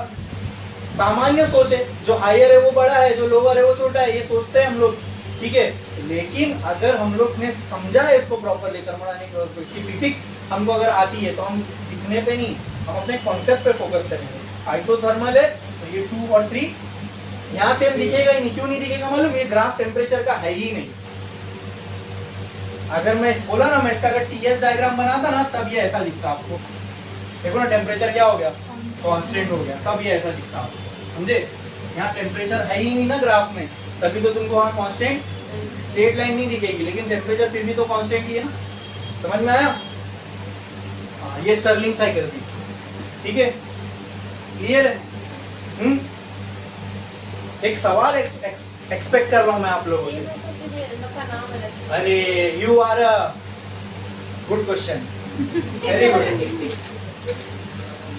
ठीक है, वेरी गुड। यही मैं एग्जैक्टली यही सवाल मैं एक्सपेक्ट कर रहा था आप लोगों से। I appreciate it. ठीक है, तो जब सेम है सर तो नाम अलग अलग देके पढ़ क्यों रहे हैं? ठीक है, तो इसमें भी जो ये प्रोसेस होते हैं, ठीक है, ये हम कंसिडर करते हैं रिवर्सिबल है। और दूसरा सबसे बड़ा जो इसमें और हीट इंजन साइकिल में फर्क है वो समझ लो क्या है। हीट इंजन साइकिल में जो हीट एडिशन और रिजेक्शन होता है ना, वो एक क्लोज कंपार्टमेंट में होता है, मतलब इंटरनली होता है। जैसे इंटरनल कंबशन इंजन, जैसे गाड़ी के इंजन, सिलेंडर के अंदर ही हीट ऐड हो रही है, प्रोड्यूस हो रही है, बराबर, और रिजेक्ट भी अंदर से ही हो रही है। ये उन जगहों पर काम आता है जहां पे एग्जांपल समझो, मेरे पास एक बर्तन में पानी है, बराबर, इस पानी को मैंने एनर्जी देना है, गर्म करना है, तो मैं क्या करूंगा, इसको हीट एक्सटर्नली दूंगा। तो यहाँ हीट एडिशन का जो तरीका है वो यहाँ ग्राफ पे थोड़ी समझ में आएगा, ठीक है। ये तो क्वेश्चन पूछने पे ही समझ में आया कि क्या फर्क है। तो ये जो एक्चुअल जब ये प्रोसेस होता है, ये फर्क उसमें है, हीट एडिशन और heat rejection. Heat engine cycles में ये कहाँ होता है, इनसाइड, ठीक है, जो भी डिवाइस है उसके अंदर। और यहाँ स्टर्लिंग साइकिल उन जगहों पर यूज होती है जहाँ पर हीट एडिशन और हीट रिजेक्शन एक्सटर्नली हो रहा है। आई बात समझ में। और स्टर्लिंग साइकिल का एक बेनिफिट भी है, जो हीट इंजन में हीट रिजेक्ट होती है उसको यूज कर सकते हो आप यहाँ पर। जैसे मान लो कोई प्लांट है, थर्मल पावर प्लांट, वहां पे से बॉयलर में से कुछ हीट निकल रही है, तो उस हीट को यूज करके आप दूसरा पानी भी गर्म कर सकते हो और उसको रिटर्न में यूज में ले सकते हो। मतलब वहां यहाँ पे जो हीट रिजेक्ट हो रही है, you can use that heat. इससे ओवरऑल एफिशिएंसी क्या हो जाती है, बढ़ जाती है। जो लॉस है उसको भी आप काम में ले सकते हो। क्यों, क्योंकि वो एक्सटर्नली हो रहा है, हीट इंजन में नहीं ले सकते क्योंकि वो सारी चीज अंदर हो रही है। समझ में आया, समझ में आया। अब मैं आपको एक चीज होता है, टास्क देता हूँ। आओ पेज नंबर 106 पे, पेज नंबर 106 पे। हाँ, यहाँ पर ना दो गलती है, दो डायग्राम में तो नहीं है। एक गलती मैं आपको हिंट देता हूँ, जो नीचे पैराग्राफ है 106 पे लेफ्ट साइड पे जो सेकंड पैराग्राफ है ना, उसको पढ़ो।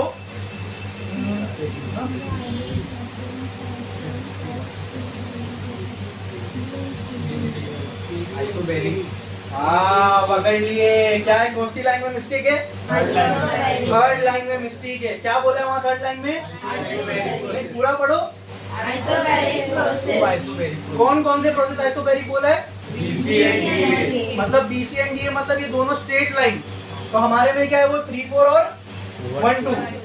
ये दोनों टेक्स्ट बुक में क्या बोला है, क्या बोला है, और टेक्स्ट बुक का डायग्राम देख लो। तो क्या ये आइसोबैरिक को रिप्रेजेंट कर रहा है, किसको रिप्रेजेंट कर रहा है, क्या बात है। पहली गलती टेक्स्ट बुक, सही करो उसको, सही करो, सही करो, जल्दी जल्दी जल्दी फटाफट। आइसोकोरिक है वो, आइसोकोरिक, कांस्टेंट वॉल्यूम है वो, आइसोकोरिक, ठीक है। अब राइट साइड पे आओ और वो बिंदु दिख रहे हैं, बुलेट पॉइंट्स, उसका वो तीनों बुलेट पॉइंट चेक करो बस, और वहां गलती बताओ कहाँ है।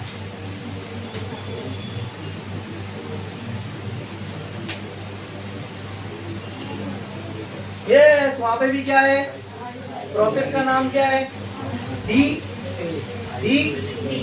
चेक करो, डी है, टेक्स्ट बुक का डायग्राम चेक कर लो। डी क्या है, आइसो, और वहां क्या लिखा है, कट करो, सही करो उसको। नए एडिशन में भी गलती है, क्या होगा एक देश में। अरे भाई, इन लोग जो पावर में जो बना रहे चीज को, उनको उस पर ध्यान देना चाहिए कि क्या कर रहे हैं। सब अच्छे लोग पढ़ने वाले, अगर वो, चलो मैं तुमको बता रहा हूँ, समझा रहा हूँ एकदम डिटेल में, एक एक चीज बता, तो अब तुम खुद से पता कर रहे हो, हाँ ऐसे ये गलत है सर, ये समझ में आया। अब जो लोग मेरे से नहीं पढ़ रहे उनका क्या होगा। अरे नहीं, लेकिन इन जनरल मेजोरिटी लोग तो नहीं ध्यान देते ना, आंखों से निकल जाती है ये, अननेसेसरी प्रॉब्लम क्रिएट करता है, अननेसेसरी परेशान हो जाते बच्चे। एक बार मैं मेरी बात बता रहा हूँ, एक आपकी बुक में इलेक्ट्रोस्टैटिक का एक न्यूमेरिकल था, हाँ, और बहुत टाइम से सॉल्व कर रहा हूँ, मतलब सॉल्व ही नहीं हो रहा, आंसर आ ही नहीं रहा। तो बाद में आके मैंने सर्च किया तो क्वेश्चन गलत था। अब तो मेरा दिमाग खराब होता तो सही ना। और वहाँ क्या होता है मालूम है, मेरे को एग्जाम नहीं देना है, हाँ, मेरे को एग्जाम नहीं देना है, तो मेरी पढ़ने की मोटिवेशन खत्म भी हो जाएगी, तो मैं अभी नहीं बाद में पढ़ लूंगा। लेकिन तुम लोग को तो पेपर देना है ना। ऐसा कभी स्टूडेंट के साथ होता है ना, तो उसकी मोटिवेशन खत्म हो जाती है पढ़ने की, मतलब एग्जॉस्ट हो जाता है, पढ़ते पढ़ते मेहनत करो, साला राइट आंसर तक पहुंच ही नहीं रहा हूँ, फिर मालूम पड़ जाता क्वेश्चन गलत है, फिर क्या, फिर न जाने और ऐसा कितना होगा इसमें, हाँ, कि मैं इस पे इतना टाइम दूं और बाद में मालूम पड़ा क्वेश्चन ही गलत है। तो ऐसा फिर क्या होता है, इंसान की मोटिवेशन खत्म हो जाती है ना, फिर इस वजह से ये नेगेटिवली इम्पैक्ट करता है बच्चे लोग। मेरे साथ हुआ, मैं खुद एक्सपीरियंस किया हूँ ये, तो मैं वही सोचता हूँ अगर कोई स्टूडेंट उससे जूझता और फिर उसको ये मालूम पड़ा तो उसको कैसा लगेगा, यार ऐसे कितने प्रॉब्लम है, मैं मेहनत कर रहा रहूंगा और मेरा टाइम वेस्ट हो रहा है, पता चला क्वेश्चन गलत है।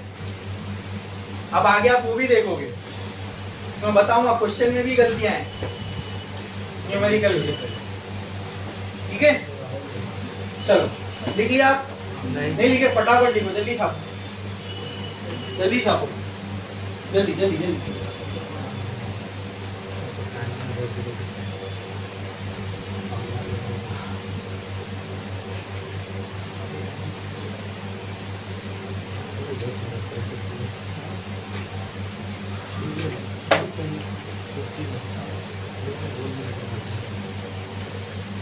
फर्स्ट एडिशन में गलती होगी समझ में आना, ठीक है, वो भी नहीं होनी चाहिए, एक्सपेक्टेड नहीं है, बट इटरेशन होने के बाद भी नए एडिशन में भी ये गलती है, तो ये बहुत, मैं तो बोलता हूँ शर्म की बात है। जो भी ये टेक्स्ट बुक छाप रहा है उसके लिए ऐसा होना नहीं चाहिए।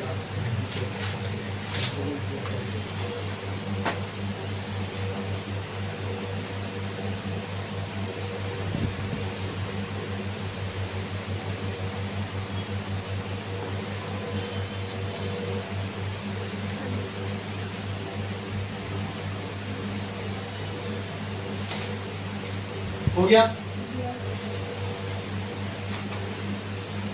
कितने लोगों का बाकी है? हो गया जल्दी?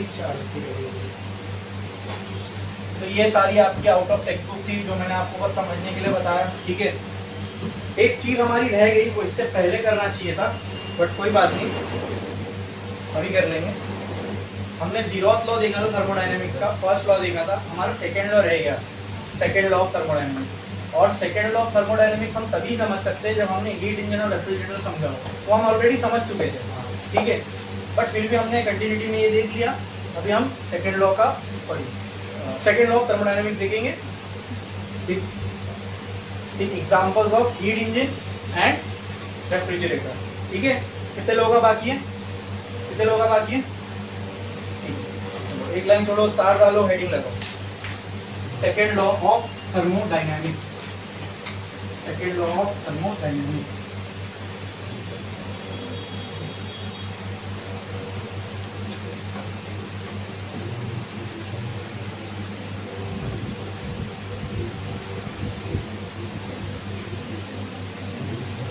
आपने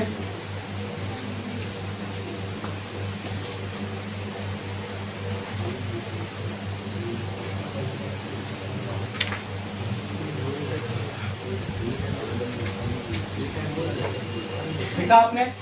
अब सेकेंड लॉ ऑफ थर्मोडायनेमिक के ना हर लॉ का एक स्टेटमेंट होता है, इसके दो है। हर लॉ का एक स्टेटमेंट होता है, सेकेंड लॉ के कितने स्टेटमेंट है? फर्स्ट स्टेटमेंट का नाम है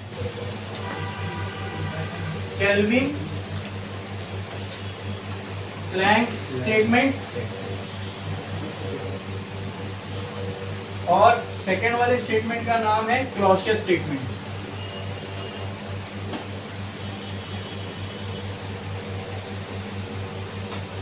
ठीक है, अब हम ये पहले समझ लेते हैं कि सेकेंड लॉ ऑफ थर्मोडायनेमिक्स की जरूरत क्यों पड़ी।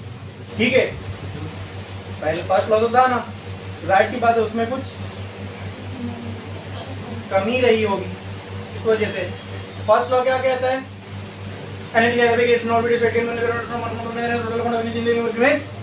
कांस्टेंट, यही है ना फर्स्ट लॉ? अरे यही है फर्स्ट लॉ। तो इसको क्या करोगे? 0.5 की स्पीड में देखना, वही समझ में आएगा ना। तो nothing, first law of thermodynamics is law of conservation of energy, 8वीं में पढ़े, इसलिए इतना फटाफट बोला मैंने। और आप लिखे भी हो, उन्होंने नहीं लिखा है, नहीं देखा है, वो देख सकते हैं। ठीक है, फर्स्ट लॉ क्या कहता है? Energy can neither be created nor be destroyed, it can be only converted from one form to another. First law ये नहीं बताता कि एक फॉर्म से एनर्जी क्या दूसरे फॉर्म में पूरी की पूरी कन्वर्ट की जा सकती है, ये नहीं कहता, ये फर्स्ट लॉ नहीं बोल रहा है। मतलब मैं एग्जांपल देता हूँ, क्या हीट को वर्क में कन्वर्ट कर सकते हैं? मैं आपसे पूछता हूँ, क्या यूज करके? बोलो, मैं नहीं बताऊंगा, आप बोलो, क्या हीट को वर्क में कन्वर्ट कर सकते हैं? यस। क्या यूज करके? Yes, very good. क्या? What is that device called as which converts the heat into work? Very good, yes yes, हाँ बोलो जोर से। हीट इंजन करके देता है ये काम, बराबर। लेकिन क्या, ये तो हो गया फर्स्ट लॉ, यहाँ सही बैठ रहा है कि एनर्जी के एक फॉर्म को दूसरे फॉर्म में हमने, लेकिन फर्स्ट लॉ ये बताता है कि ये जो हीट हमने हीट इंजन को दी, क्या ये पूरा का पूरा वर्क में कन्वर्ट कर सकता है? आप बोलो कर सकता है? नहीं। लेकिन फर्स्ट लॉ तो इसके बारे में कुछ नहीं कहता, वो तो सिर्फ ये कहता है कि इंजन को हीट को वर्क में कन्वर्ट कर सकते हैं, बराबर, पूरी की पूरी कर सकते हैं, यानी ये नहीं कहता। तो it is incomplete, it is insufficient, ठीक है, कि टू कन्वे एक प्रोसेस के बारे में सब कुछ बताने में वो एफिशिएंट नहीं है, इसलिए हमको किसकी जरूरत पड़ी? Second law. अब आपको मालूम है क्या, मैं यहाँ हालांकि सेकंड लॉ स्टार्ट नहीं किया, लेकिन मैंने आपको ऑलरेडी बता चुका हूँ कि जितनी आपके पास हीट है, क्या आप उसको पूरा का पूरा वर्क में कन्वर्ट कर सकते हो? नहीं कर सकते।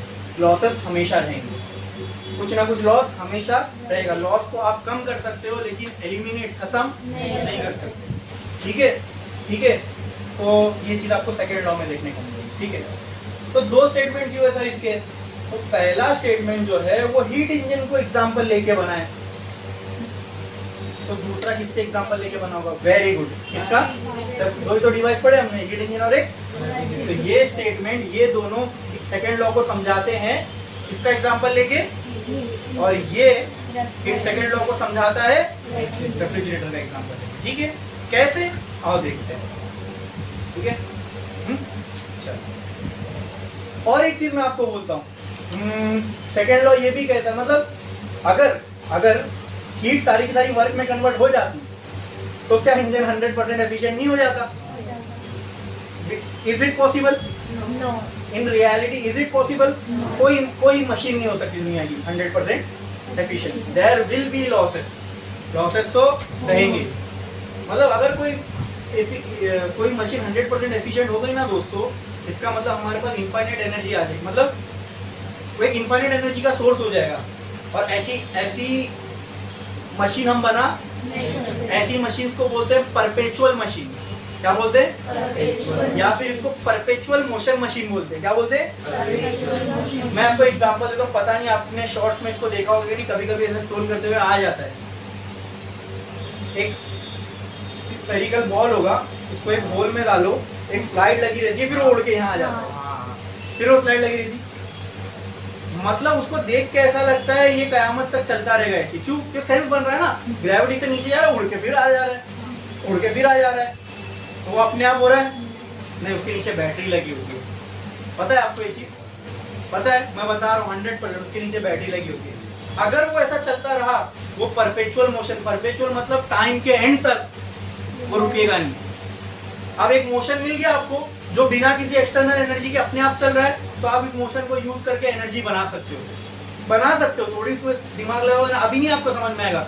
जब आपको electromagnetic induction, current, electricity, magnetism समझा दूंगा ना, तो आपका दिमाग दौड़ने लगे। एनर्जी क्रिएट तो नहीं कर सकते, लेकिन ये चेंजिंग मैग्नेटिक फील्ड से इलेक्ट्रिकल एनर्जी कैसे बना सकते हैं। तो यहाँ जहाँ भी मोशन मिलता है ना, उससे हम कहते ना कहते दिमाग लगा के कुछ ना कुछ एनर्जी बना सकते हो। वो तो इनफाइनाइट एनर्जी का सोर्स हो गया, किससे? परपेचुअल मोशन मशीन से। मतलब अब ऐसी कोई मशीन बना ही नहीं सकते जो 100% एफिशिएंट हो और वो टाइम के साथ हमेशा हमेशा चलती ही रहे। ऐसी मशीन बनाना, अरे बातों से भी लग रहा है ऐसी मशीन बनाना नहीं तो अब तक बन चुकी नहीं होती। हाँ, क्यों देश लड़ रहे होते तेल के लिए? अरे क्रूड ऑयल ये सब के ऊपर भी तो कितने सारे देशों में जंग होती है ना। हाँ, गल्फ कंट्रीज एक अलग वो है, फिर वेस्टर्न कंट्रीज ने एक अपना अलग ऑर्गेनाइजेशन बना के रखा है, और ये तेल की प्राइस अप डाउन होने से इकोनॉमी अप डाउन हो जाती है, बराबर कि नहीं? और ये सब हमारे पेट्रोल डीजल में यूज हो रहा है। सोचो अगर ऐसी मशीन बना दे जो 100% एफिशिएंट हो तो, लेकिन नहीं हो सकता ना। वही तो पर सेकंड लॉ बताता है, उसके लिमिटेशन कौन बताता है? Second law of thermodynamics. जहां तुम ऐसी कोई मशीन बनाने जाओगे, फिजिक्स बोला ना, फिजिक्स के लॉ रोकते हैं, अलाउ नहीं करते। जैसे कि सेकेंड लॉ, नहीं बना सकते आप ऐसी मशीन तो 100% एफिशिएंट है। क्लियर है? चलो देखें इसको। केल्विन प्लैंक स्टेटमेंट किसको लेके बना है? Heat engine. पहले तो देखते हैं हीट इंजन होता क्या है। हीट इंजन एक डिवाइस है जो किनके बीच में काम करता है? दो रिजर्वायर के बीच में। One will be at higher temperature. चलो इसको मैं बोल देता हूँ T1 विल बी एट, तो यहाँ पे मैं लिख देता हूँ T1 will be greater than. इससे समझ में आ रहा है T1 हायर और T2। तो ये क्या करेगा? हायर वाले से heat which is Q1, T1 है तो Q1, लोअर वाले को हीट विच इज बदले में क्या देगा आपको? वर्क। दे रहा है तो एरो कहाँ आएगा? बाहर बदले में आपको वर्क प्रोड्यूस करके देगा। बदले में आपको वर्क प्रोड्यूस कर देगा। चलो ये रियल इंजन है। एक्चुअल में इंजन ऐसी काम करता है कि कुछ इंजन जितनी आपने हीट पेड मतलब यहाँ पे अगर आपने 100 जूल बनाई, ठीक है, तो 100 जूल बनाई तो यहाँ पे आपको कितनी मिलेगी? कम ज्यादा से ज्यादा 50 से 60% ये एफिशिएंट होगा। बाकी की कहाँ जाएगी? लॉस, यानी ये साइलेंसर से बाहर निकल रही है, ऐसी समझिए। चलो हम लोग वॉयलेट करते हैं इसको, वॉयलेट करते हैं। हमको पता है हीट जो है पूरे के पूरे वर्क में कन्वर्ट नहीं, हम लोग वॉयलेट करते हैं ना इसको, इसके खिलाफ जाके देखते क्या होगा। मैंने क्या लिया, एक दो फिर से वही ले लिया, heat engine which is operating between which is T1 and T2. one is at higher, other is at that is higher, that is heat engine takes heat from Q1। मैं क्या बोलूं, सेकेंड लॉ को violet करते हैं ना। Second law ये बोलता है कि पूरी की पूरी हीट को पूरे के पूरे वर्क में कन्वर्ट मैं कर देता हूं। Q1 थी 100 जूल और वर्क मिला, मुझे आप बताओ Q2 की वैल्यू क्या होगी? जब हीट है ही नहीं रिजेक्ट करने के लिए, तो ये रिजर्वायर का कोई काम है क्या? नहीं। मतलब ये हीट इंजन सिर्फ और सिर्फ हीट किससे एक्सचेंज करेगा? 1 से। अगर मुझे वर्क इतना ही मिल रहा है तो इसकी तो जरूरत है ही नहीं। मैं एक काम करता हूँ ना, ये वर्क को किसी तरीके से, अगर ये एनर्जी इसमें 100% कन्वर्ट हो सकती है तो हो सकता है वर्क भी 100% हीट में कन्वर्ट हो सकता होगा। उतनी हीट में प्रोड्यूस कर देता हूँ और वही हीट वापस यहाँ से ले लेता हूँ, तो मुझे तो कोई फिर एक्सटर्नल एनर्जी का सोर्स ही ये तो साइक्लिक प्रोसेस में खुद ही काम करने लगी। एक बार चला तो फिर ये तो परपेचुअल मोशन मशीन बन गई। ऐसा हो सकता है क्या? पॉसिबल नहीं हो सकता है, ठीक है। अगर और सीधी सी बात है कि इंजन अगर कोई वर्क प्रोड्यूस करेगा तो उसमें लॉस, यहाँ पे क्या हो रहा है? लॉस ही नहीं है कुछ भी। यहाँ पे इसको मैं डॉटेड से इसलिए कनेक्ट कर रहा हूँ, ये कनेक्टेड इसलिए यहाँ पे Q2 क्या है? जब कोई लॉस ही नहीं है, सारा का सारा वर्क हीट में कन्वर्ट, सारे की सारी हीट वर्क में कन्वर्ट हो गई, तो 100% एफिशिएंट हो गई, विच इज नॉट पॉसिबल ना। बराबर, रिजेक्शन कुछ भी नहीं हो रहा है। आई बात समझ में? क्लियर है? ऐसी चीज पॉसिबल हमने करके देखा, इसको इसके खिलाफ जाके देखे सेकंड लॉ के, तो क्या मिल रहा है हमको? नामुमकिन जैसी लगने वाली मशीन। तो इसका मतलब क्या? सेकंड लॉ सही बोलता है। अगर उसके खिलाफ जाएंगे तो ऐसी कोई मशीन हम बना ही नहीं सकते, हमारा टाइम एफर्ट बेकार चला जाएगा। समझे आप? ठीक है, चलो इसका स्टेटमेंट लिखो, 4 साल और लिखो।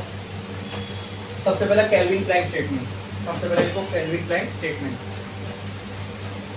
Kelvin Planck statement, Kelvin Planck statement. It states that it states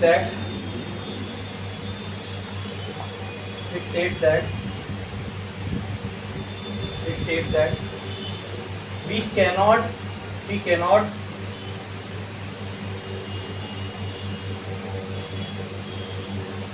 build a heat engine, या ऐसे लिखो, we cannot build a device, we cannot build B-U-I-L-D लिखो, build a device, we cannot build a device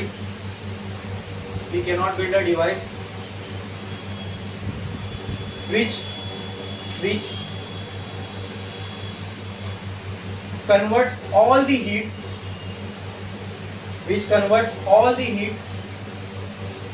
supplied to it into equivalent amount of work, into मतलब equivalent, equal work में ना, equivalent amount of work, यानी उतने ही amount of work में। ये बड़ा कर दिया मैंने स्टेटमेंट को, अगर इसको सिंपल लिखना है तो आप वैसे भी लिख सकते हो। We can not build a device which can convert all the heat into work, thereby dot the लिखो, thereby exchanging heat, thereby exchanging, therefore नहीं बोला मैंने, देयरबाय बोला, thereby exchanging heat with only one reservoir, with only one reservoir, with only one reservoir। अच्छा, अब आप पढ़ो क्या लिखा हमने, जोर से। It states that we cannot build a device which converts all the heat supplied to it into equivalent amount of work. बस क्या पढ़ा इन्होंने, इन्होंने कहा कि ये स्टेटमेंट ये बोलता है कि हम ऐसा डिवाइस बना ही नहीं सकते जो सारी की सारी हीट को इक्वल अमाउंट ऑफ वर्क में कर, हीट को वर्क में कर सकता है डिवाइस, लेकिन उतने ही वर्क में कन्वर्ट, मतलब जितनी हीट थी उतने ही वर्क में कन्वर्ट, और देयर बाय मतलब ऊपर से एक ही रिजर्वायर के साथ हीट एक्सचेंज करे, ये भी नहीं हो सकता। ठीक है, बराबर, मतलब उसको कितने चाहिए रिजर्वायर, दो। अगर दो भी मिल गए तो भी इक्वल अमाउंट तो नहीं कर सकता। नीचे नोट डालो, एक लाइन छोड़ो, लिखो note. If we violate the second law, if we violate the second law, we will end up with a machine, we will end up with a machine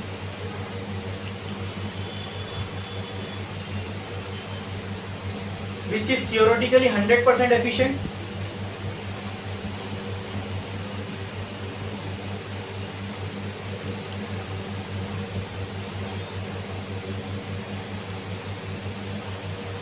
and exchange heat with only one reservoir.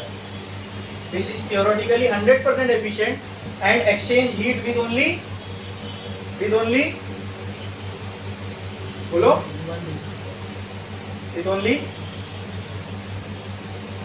one reservoir, which is impossible. This is impossible. If we violate the second law, we will end up with a machine which is theoretically 100% efficient and exchange heat with only one reservoir, which is impossible. Bracket में लिख सकते हो such machines are called as perpetual motion machine और perpetual machine. Bracket में लिखो such machines are called as perpetual machine, मतलब समय के अंत तक ये चलती ही रहेगी, जब तक वो मशीन है तब तक वो चलती ही रहेगी। ठीक है, क्लियर, समझ में आया? हाँ, अब ये तो रियल इंजन का डायग्राम है और ये वॉयलेट करने के बाद, हाँ यहाँ मैं लिख देता हूँ, if we violate second law, तो ये मिल जाएगा, ये रियल इंजन है और ये इम्पॉसिबल इंजन। समझे कि नहीं समझे? अरे बोलो, यहाँ पे हीट कितने रिजर्वायर के साथ एक्सचेंज हो रही है और वहां पे सेकंड वाले की जरूरत ही नहीं। क्लियर, करो जल्दी, करो। तो एक काम करो, इसके लिए जगह छोड़ सकते हो, 8-10 लाइन छोड़ो। मैं क्लॉशियस स्टार डालो, लिखो Clausius statement, CLAUSSIUS, Clausius statement. पहले इसका स्टेटमेंट लिखते हैं, ठीक है? जिस तरीके से, पहले आपको मैं इसका समझाता हूँ फिर आप बोलना। जिस तरीके से हम एक ऐसा हीट इंजन नहीं बना सकते जो वर्क तो प्रोड्यूस करे और हीट कितने रिजर्वायर के साथ एक्सचेंज करे, एक। उसी तरह हम ऐसा रेफ्रिजरेटर भी नहीं बना सकते जो लोअर से हायर में हीट को ट्रांसफर कर रहा है लेकिन रिटर्न में क्या नहीं ले रहा है, वर्क ही नहीं ले रहा है। मतलब ऐसा समझो, मैंने एसी तो लगा दिया और इसको प्लग कनेक्ट ही नहीं किया, फिर भी ये रूम कूल कर रहा है। मतलब अपने आप अंदर ब्लोअर चल रहा है, कंप्रेसर चल रहा है, बस ठंडा हो रहा है। ऐसा हो सकता है क्या? जिस तरह का ऐसा इंजन हम नहीं बना सकते जो सारी की सारी हीट को वर्क में कन्वर्ट कर दे, उसी तरह हम ऐसा रेफ्रिजरेटर भी नहीं बना सकते जो लोअर से हायर में हीट भी ट्रांसफर कर दे और बदले में वर्क भी ना ले। तो लिखो ये, we can not build a device, देखो प्रोसेस स्टेटमेंट। तो ये भी तो लिमिटेशन ही बता रहा है ना एनर्जी के ट्रांसफर की, हाँ, कि हम ऐसी मशीन नहीं बना सकते कि तुम एनर्जी का सुनो, तुमने एनर्जी को ट्रांसफर भी कर दिया लोअर से हायर और बदले में तुमको कोई एनर्जी देनी भी नहीं पड़ी। समझे? लिमिटेशन से एनर्जी ट्रांसफर की, ये सेकंड लॉ बता रहा है। समझ में आया? देखो, we can not build a device which can transfer heat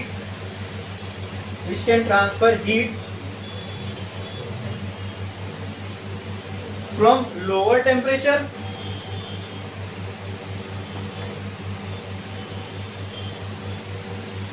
to higher temperature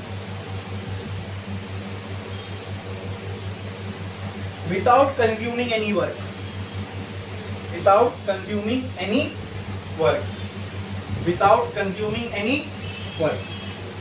देखा आपने? ये स्टेटमेंट था दोस्तों, ये स्टेटमेंट था. Yes. इसको वॉइलेट करके देखें क्या होता है. हाँ, पहले रियल रेफ्रिजरेटर बनाते. चलो, ये है रियल रेफ्रिजरेटर. ठीक है, कितने रिजर्वायर के बीच में ऑपरेट करेगा ये? तो बना दिया मैंने एक. और ये one will be at higher, one will be at Lower. which one is higher? T2 is at lower. अच्छा, रेफ्रिजरेटर का काम क्या है? लोअर से Higher. हीट लेना और हायर को हीट देना. तो यहाँ से हीट आएगी और यहाँ पे हीट जाएगी. जाएगी. बदले में ये करने के लिए रेफ्रिजरेटर को क्या देना पड़ेगा अपने? Work. Yes, this is a real refrigerator. सही बात समझ में? हाँ, ठीक है. अच्छा,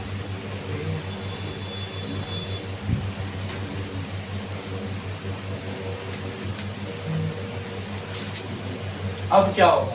आओ देखते हैं. यहाँ पर भी क्या है? रेफ्रिजरेटर है जो किनके बीच में ऑपरेट करेगा? दो रिजर्वायर के बीच में. और किस पे? एक हायर और एक Lower. कैसे पता चलेगा? यहाँ लिख दो T1 मिल जाएगा. यहाँ से इसने हीट लिया और यहाँ से इसने हीट लिया Q2 और यहाँ पे इसने हीट दिया. बदले में इसने कोई वर्क, मतलब ये ऐसा हो गया कि ये मैंने एसी लगाया यहाँ पे. ठीक है, इसको प्लग भी नहीं किया और ये रूम को कूल करना चालू. देखो नहीं, अपने आप कर रहा है ना. लोअर से हायर पे हीट को ट्रांसफर, मतलब यहाँ से बाहर हीट ट्रांसफर. तो क्यों इसको वर्क? तो अरे वर्क नहीं. चाहिए ही नहीं ना. ऐसा पॉसिबल है? नहीं. आप भी बोल सकते हो सर ऐसा पॉसिबल नहीं है. हाँ, वरना बड़ी बड़ी इलेक्ट्रिक कंपनियों के घर कैसे चलेंगे? है ना? ऐसा पॉसिबल है ही नहीं. ऐसा हो ही नहीं सकता. ऐसी मशीन बनाना इज नेचर इसको अलाउ ही नहीं करता. नेचर हायर से लोअर फ्री में करवा देगा, लेकिन नेचर में लोअर से हायर अपने आप नहीं कर रहा. हो ही नहीं सकता. हो ही नहीं सकता. जैसे लोअर लेवल से हायर लेवल पे पानी अपने आप जा ही नहीं सकता, वो मोटर लगाना ही पड़ेगा. उसी तरह हीट भी लोअर से हायर पे अपने आप जा ही नहीं सकती अगर बिना वर्क दिए. अगर ऐसा हो गया तो अपनी चांदी चांदी, मैं तो बोलता हूँ दुनिया के हर घर में एसी देखने को मिलेगी. है ना? ऐसा पॉसिबल नहीं है, हो ही नहीं सकता है. Machine banana is impossible. समझ में आया? बस प्रोसेस के लिए इतना ही काफी है. समझ में आया? क्लियर है? हाँ, इसी के साथ अपना थर्मोडायनेमिक्स चैप्टर हो गया फिनिश. क्या हो गया?